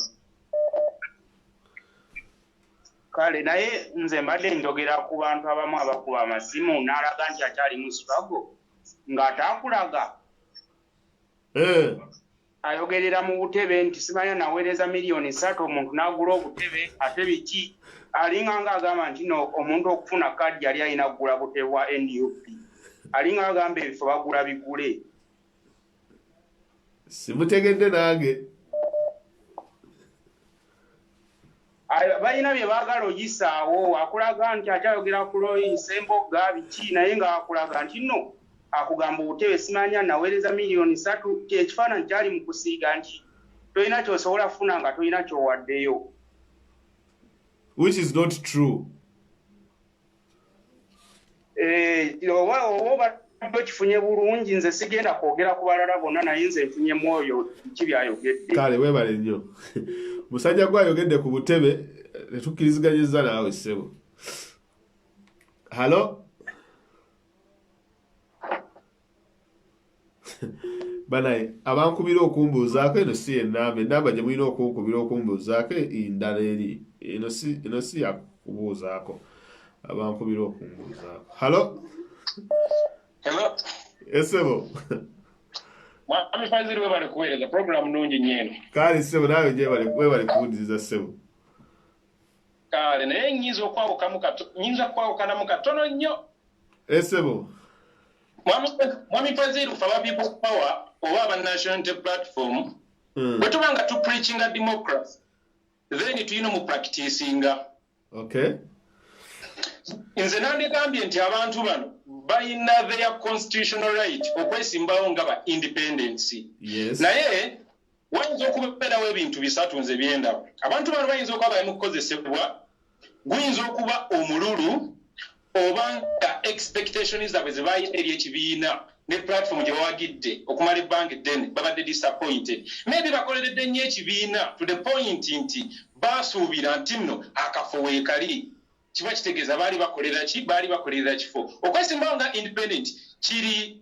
obvious oba kale it is their right naye we baba nga basubscribinga to National Unity Platform as a political party then baba bayina ate okugoberera amateeka g'ekibiina ekibiina bwe kitegeka akamyufu ne kivaayo ne kigamba nti nno tusimbyewo candidate ono mu kifo kino netusimbawo candidate ono mu kifo kiri abantu abo ne bavayo ne bawakanya decision ekibiina kye basubscribinga to gye kikoze kiba kitegeeza baba bavodde ekibiina baba underminings ekibiina si kibiina kyokka wabula n'omukulembeze akitwala kiba kitegeeza abantu bano balabamu amaaso omukulembeze waffe Robert Kyagulanyi Ssentamu tebamubalamu kamagezi kamu tebabalamu electoral commission yaffe kitiibwa na kimu kiba kitegeeza badinawunsinze electoral commission eya National Unity Platform badinawunsinze People Power badinawunsinze the entire National Unity Platform kati ngamba naffe tubadinawunsinge twatwalenga abantu abavudde mu National Unity Platform Loyinse Mboga ayasandikawo yagaiti yatandikawo People Power anti omuntu oba otandiseewo ekintu then you have to nurture it ayina kifukirira wekibanga ekintu kyawagira kivuddeyo ne kifuna credible candidate ow'ekifo ekimu naye kyabadde kisimbyemu ng'ekibiina kyawagira kyo kiraba nti nno ono yasinga kiba kitegeeza olina na kusanyuka na busanyusi nti ekibiina kyempagira tekyentataininga nonsense ono simanyi ndi mukwano gwabwe simanyi ekintu kikiriwo omusajja oyo yalwala obulwadde bw'okutandikawo NUP newe yali bamuveetinga yagamba buli omu kubaatandikawo NUP simanyi sorry People Power ye buli kaseera kyakulembeza nti nze omu kubaatandikawo nze ngamba yalwala obulwadde bw'okutandikawo ate Dr. Mulamba omuntu oli mu parliament ate bagende bakuyite nti munnaye va ku muntu g'obadde osala omugjamu ebyenda ate kakati jangu mu parliament oteese nze ndaba omulimu gwa doctor it is engaging enough okuba nti naasigala eyo n'ateyingiza nnyo mu byabufuzi kuba tajja kubeera wano tajja kubeera nnyo ng'atukolera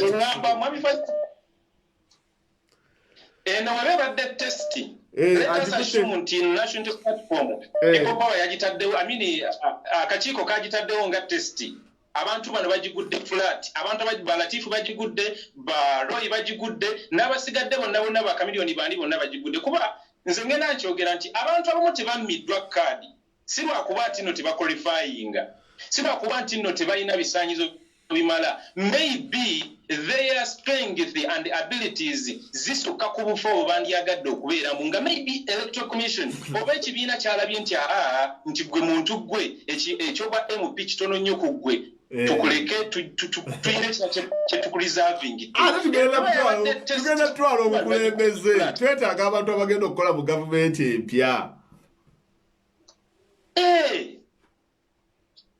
Ate kati awo wengambira nti abantu bano bakola ekintu ekikyamu, bakola ekintu ekituufu wadde nti it is their constitutional right, naye bakikola mu budde obukyamu mu kitundu ekikwegamba bakola ekintu ekituufu wekitayina kubeerera kituufu, kuba we are a structured platform eyina constitution egoberera amateeka. Kati govaayo n'otandika okumenya amateeka at this early stage nga n'ekibiina tekinaba kuweza myezi ena, olowooza omuntu oyo agenda kubeera atya ng'atuuse mu buyinza? Si bagenda okuterawawo obukadde 2 atuuke yenna amerengeregeze ayike amalusu akyuse ebigambo bye eyo bakatolo gwamabe bali nze nasanyukidde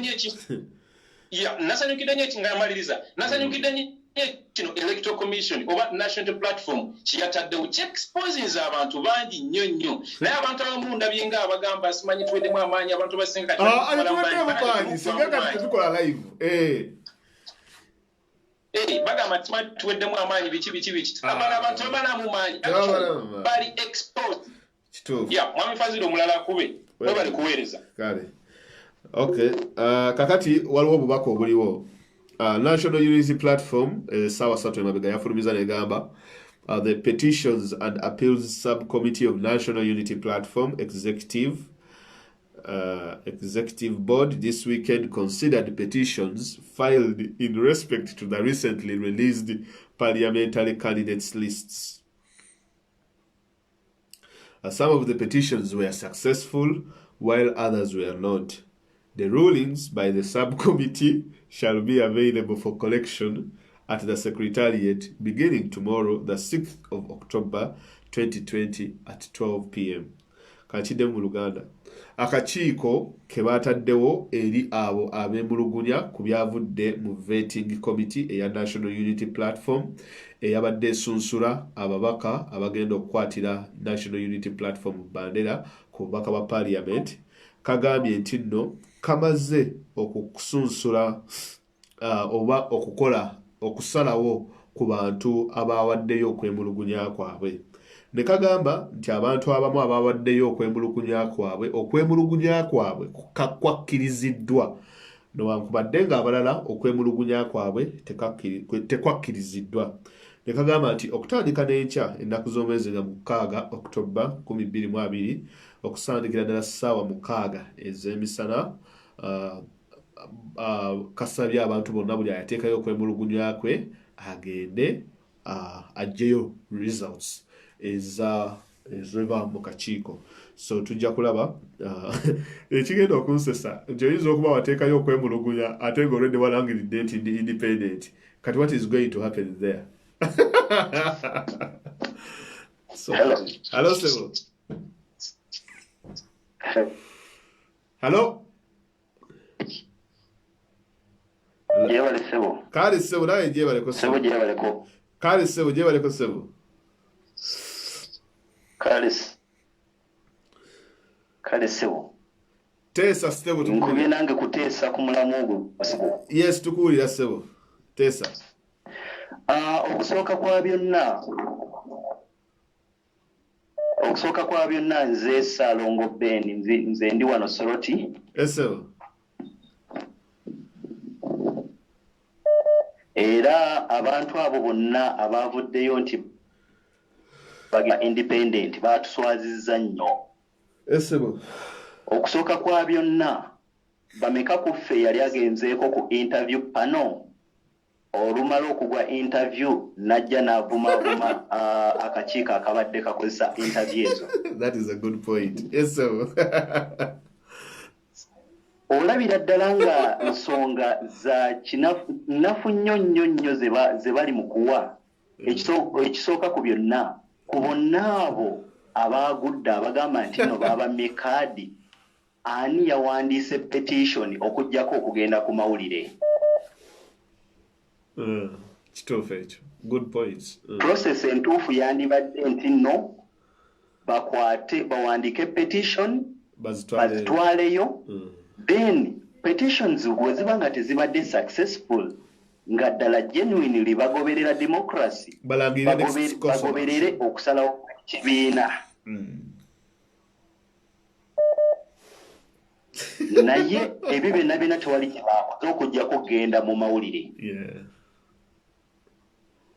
kubanga nalabye abasinga ku bonna tewali akkiriza nti no yagudde interviews oba yagudde vetting process yonna naye bonna bagamba baabamye kaadi ku bonna kuliko eyayogedde nti no yalemeddwa naye singa kibadde kisoboka akakiiko kaffe aka National Unity Platform ne kafulumya results z'abo abantu abeefudde nti no bagenda independent ensi neesalawo oba ddala babamye kaadi oba ddala baagudde kituufu kuba abantu bano twetaaga tuba exposing buli omu akimanye nti bannanfuusi buli omu akimanye nti nno bakolera state kubanga tosobola kubanga okwana muwala omuwala bwakugaana ddala ng'omwagala n'ovuma muvume omusajja omutuufu era omukwanya omulungi agenda abembeekereza mpola mpola paka lwawangula omutima gw'omuwala oyo kituufu ekyo so abantu abo tubaboolere ddala baatuswazizza nnyo kanveeko n'omulala ateese. Alright, cheers, thank you very much. Kanfuneyo abakubi babiri then tulabe bano yabaddayo omusajja agambye nti ogenda n'okola interview ku mulimu n'otayitamu ovaayo n'olangirira nti interview nagiisa omulimu ngenda kugutwala ku mpaka. I think that's a fair point. Shegera buli wogwa interview of course nti you know either okola appeal or something of that sort. Hello.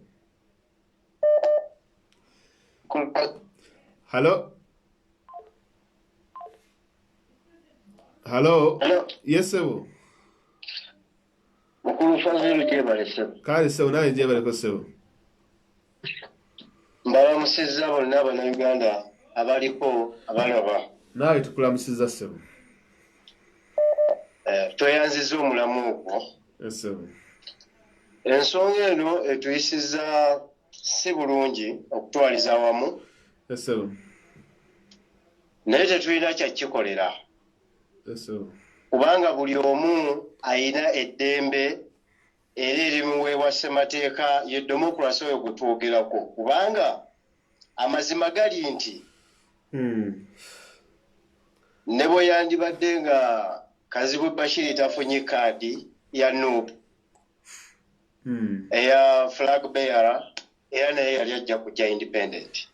But naye kyandibadde eyo argument oyinza ogikola singa Kazibwe Bashiri yali founder member of which he is not.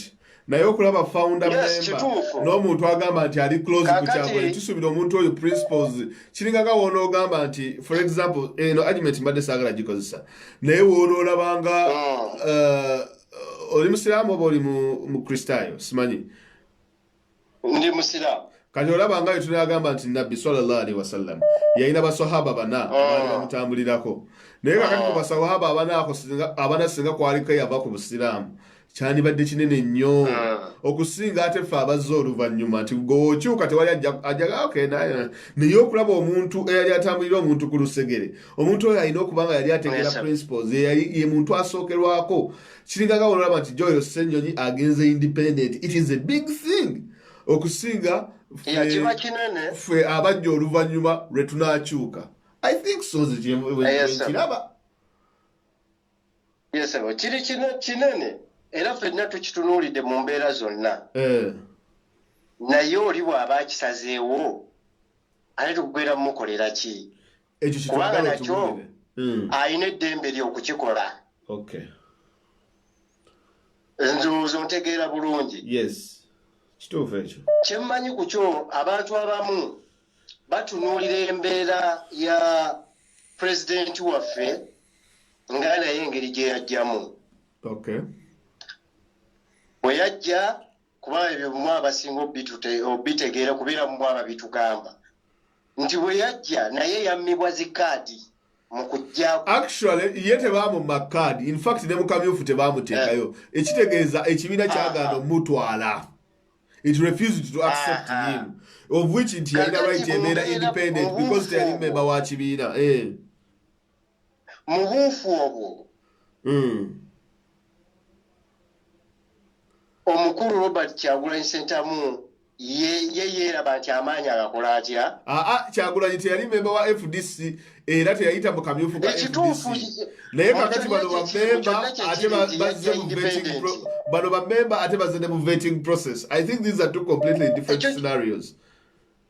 Kituufu kyoyogera naye kati ekiriwo kye tulina okwogerako nti omusajja nze mugamba ekintu kimu nze eri musajja wakazi we Bashir Mbaziira kuva dda naye nze mutegeeza ekintu kimu nti amaanyi ageewulira tetugenda kusibira muntu gundi mabega bw'aba ageewulira aki bantu be balonda mwe mukomeka waaki mwe mumuleke okitegeera bulungi ajje akalulu kajjamu kuba bulungi flat nga talina kyagambye ate kino oba kino kubanga ye kyasazeewo kubanga omuntu w'otwalira obudde gwe siniya mu kintu n'otwala obudde n'owandiika okuwandiika obutali nti oba oyogedde kubanga wano we tuba twogera ebimu oyinza obutabirowoozaako kitegereka bulungi naye omuntu okutwala obudde n'atuula wansi n'awandiika ekintu kinene kitegeeza aba alowoozezza nnyo kubanga eyo figa nnene naddala mu people power so kati already amaze okusalawo ekyo akati tumuleke zabike ekiyinza nakumala budde nti muvumira ki ajje amaanyi ku ground ge gajja omujjayo kuba naye akimanyi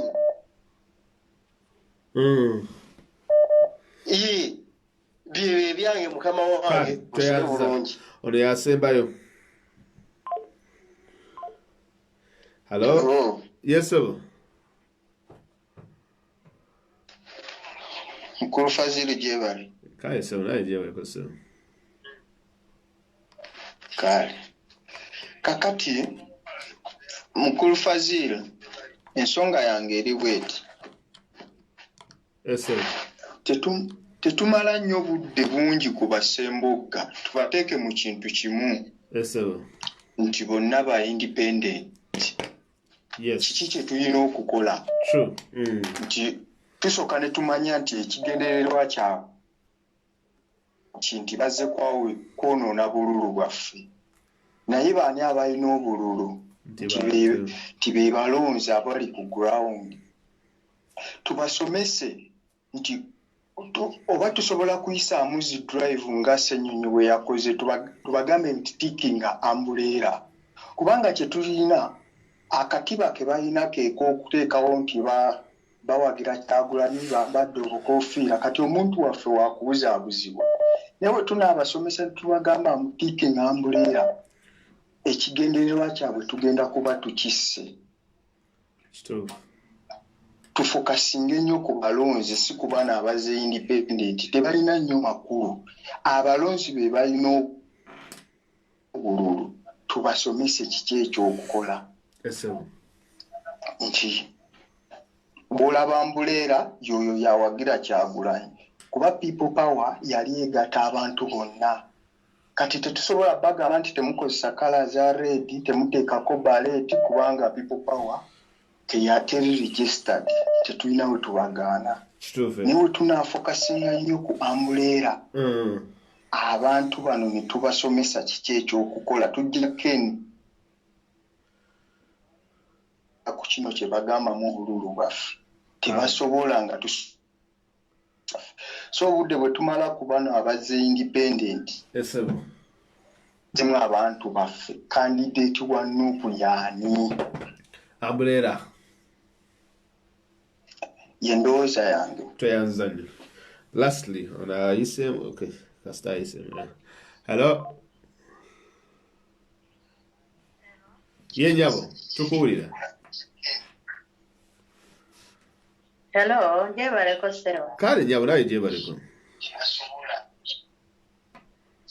Kale. Badde nkuba kuteesa. Teesa nyabo. Mukulu Fauzi nze bampita Kamulegeya naye era ku Facebook nze gift wa Bobby. Gift kirabo wa Bobby. Kye kiriwo. Tewali kiriwo. Mbadde ngamba Mukulu Fauzi singa omukulembeze waffe yava ku by'okwegatta n'akwata ye n'atwala abantu ababe mu gavumenti. N'ava kuba n'abantu abaludde mu kintu abatwekubaganya aba greedy leaders kubanga Haji abaddeyo ebbanga kati kakoledde kawembi. Singa ebbanga lyabaddeyo Kamulegeya ebbanga lyabaddeyo bamufuula imaamu wa parliament. Ayagala kufuuka jjajja Kawempe. Oba imaamu baabumuwa wa parliament. Oba yabujja kwali simanyi. Kati singa twagenda n'abaana abato ng'ekibiina kyaffe bwe kiri eky'amaanyi Bobby n'abasongamu nti banne mu kawono n'ayingira ne gavumenti nga ye ng'agimanyi nga Joel Ssennyonyi ng'abaana bonna abagenze n'ateesiba kuba bano abantu abakulu abalemeddeyo nkanga bukanga batumenya. Omululu mungi gususse. Enyabo.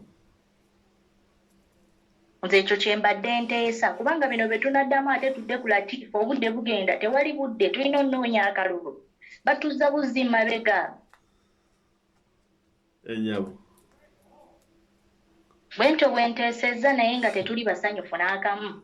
Omukulembeze waffe agende n'abagenda ave kuba n'abakadde. Era ndowooza kyaliko kyakola. Tuli bako ave mu ku bantu mbu ate twegatta ate biki already kati yaliko. Kyonna kyateesa ffe tugenda naye. Kale. Sebo. Beera bulungi. Amina. Kale. Aba naye sigenda kusukkako awo. Naye kyenjagala obategeeza kye kino nti Hello? Wangi Sebo? Kale, wagezezaako nnyo naye nga kansembyeyo gwe. Sebo teesa? Tewali nsonga. Kaakati nze nsaba bannayuganda tukole bwe tuti. Kyagulanyi wa nsonga. Nuupu gwetuwadde. Teriyo kumukubaganyako birowoozo. Kye tuba tukola abajja independent tubagatte ku Museveni ne bannakyemalira banne. Leero ne bagamba bawagira Bobi Wine kuba president. Wangi? Bagamba bawagira Bobi Wine kuba president.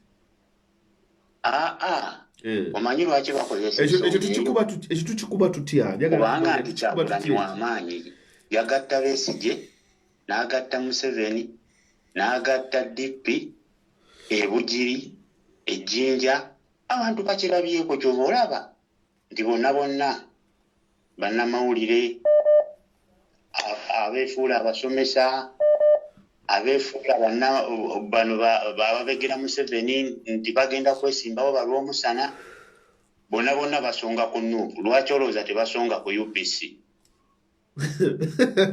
Ekyaliyo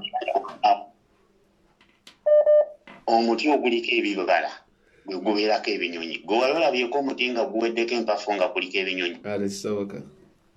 Ebinyonyi biguyitako ku ntwe. So bannayuganda mbasaba babe bagumu. Ekituufu bakimanye nti akabonero ambuleera.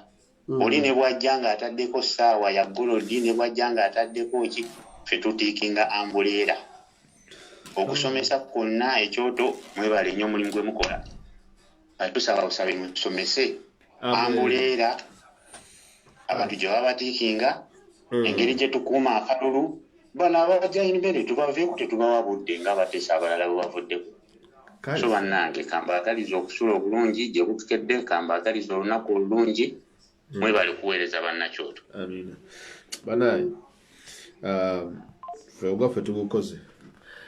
Musonyiwa okubaleeta ekiro kino naye ekiriwo at least for you guys to be in the loop okumanya ki ekigenda mu maaso nakyo ekiriwo wano wali okuba updates zino naye baganda baffe omanyi eno ye biggest test ng'omu ku omukubi akubye essimu bwagambye wano we wali akaggi buli omu abeera waliwo ekigambo kyentera okukozesa wano everyone is a believer when things are good ebintu ebitandika tests we zitandika okujja olabira abakkiriza nti katonda gyali n'abatakkiriza that is when people whenever tests come that is when you see the true believers and people who have been pretending ffe lwaki tugamba ne mu ddiini yaffe nti mwe mulowooza mujja kubeera bubenzi ku nsi nga katonda tabagezesezza kyemuva mulaba abantu balwala kyemuva mulaba abantu bafa all those tests is to test your belief it is to test your religion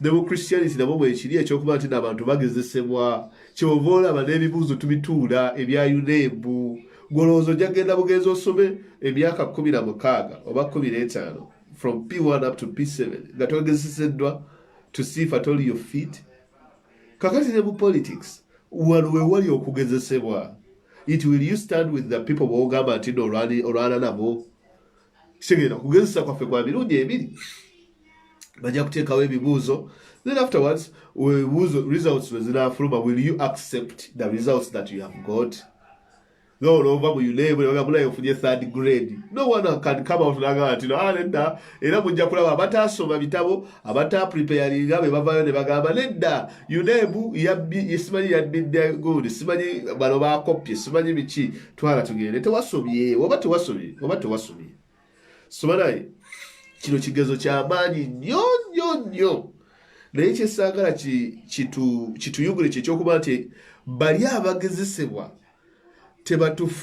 tebatufuukira ensonga ey'okuba nti nno naffe ate tuva mu struggle because of okugezesebwa kwabwe because most of you will see these people failing the tests and in the end naffe tujja kufuuka non-believers naffe tujja kuva mu struggle olw'okuba nti tulaba Roy Ssemboga test yagigudde mulaba Bajjo test yagigudde mulaba Latifu test yagigudde Sajja Lyabere Kasiba nte bonna nga test bagenda bazigwa if they are failing the tests tekitegeeza nti ate naffe tugoberere okugwa kwabwe ffe kye tulina okukola kusigala ku mulamwa kusigala ku struggle kusigala nga tutupushinga nga tutambuza until we are the last people standing nawuliddeko olunaku nja kujja nkyogereko olunaku olw'enkya inshallah bagaye nti ssente Uganda tezikyagenda MTN Airtel, you can no longer send money back home. It is really unfortunate.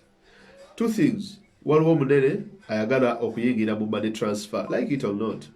Since time immemorial, kuva abantu batandika okujja mu mawanga g'ebweru gano, I think in the 60s, no, I think around in the 80s. Okay, batandika kujja maybe way back in 1920s, but mass exodus to about 70s and 80s, 90s. Of course, there are people who have always wanted okukwata okuchippinga into money transfer services. Money transfer basically abantu abagibaddemu has been MoneyGram, Western Union, World Remit, Wave, the Hub Shield, nedala nyingi nnyo ezibadde zikola money transfers. Now there are people who have understood nti remittances kakati zirimu ssente. Uganda was the second largest ebadde ensi ey'okubiri mu Africa, if I'm not mistaken, ebadde ekyasinze okurecevinga ssente eziva mu bakozi ab'e naddala okuviira ddala mu baana abali mu actually last time I checked I think it was the Middle East eyali esinga okusindika ssente then nekuddako United States of America UK neddako then n'ensi endala ne ziyooka ziddako awo wakiwira. But these people want to get into the business as well ey'okusindika ssente nga ssente ziyita mu app emu nga ziyita mu mukutu gumu. Now when they do that ne baba nga bagiregulate in such a manner they can monitor whoever sends money in the country and how much they send and where it is coming from. Now that is really, really deadly because most of you are sending money back home anonymously. So it means they can also control whom you can send the money to or not. So with a moment like this, they can say, okay, Mayanjo wawogera nnyo opposition tojja ddamu kusindikira maama wo ssente tojja ddamu kusindika kitata wo ssente tugenda ku blocking. That's what they are trying to do. But of course, tebasobola kulwanyisa technology. Technology is undefeated. Tell him to asobola ku defeating the technology. They will be coming up with all those methods. Still, people will find a way on how to send money back home. Of which people are sending money back home. Or else that Mablock is the most popular apps, that is World Remit as well as Wave. So but I think it gives us reason. When the world gives you lemon, when God gives you lemons, you make lemonade. Now this is an opportunity. This is an excuse we can use. Muzei mukubira omugaye muzei badde njaga kuteerako akakadde naye munnaye muze. N'obanga badde toziina kale tolimba. Naye gwerete ddiya ogambe nti muzei njagala muwa akakadde. Naye ng'okimanyi nti akakadde tekagenda kugenda. Okitegeera? Kakati gwe omuweereza ne screenshot ogimulage nti muzei akakadde kaakano mbadde nkasindise naye munnaye Museveni Center azigaanye okujja. Tayagala Bobi Wine, tayagala NUP. Ya muzei mulonda NUP sente zigenda kujja. Kale. So eyo opportunity eyo campaigninga oba wadde oswala okugamba baganda bo bonna why sereza embaga yagundi yatuse nti kamutereka atalo wano wobalo gasako omugaye bulaye sente baziblockinze. Museveni has blockinze. This is an opportunity. Use it nga tebadde bazisumulula. Muzikozesa opportunity leero mubakubira amasimu muzindike sente ezempe nga tezigenda. Mugaye millions zino 3 badde ziteekako naye munnaye zikoze eki? Ziganye nkoze ntya? Kati muzeeyi wo wabanga agenda fiirwa million 2-3 lwa Museveni. Katulaye bwana amuwa akalulu. Munaakomawo ne munneebaza. Assalamu alaikum. Musule bulungi. Bye.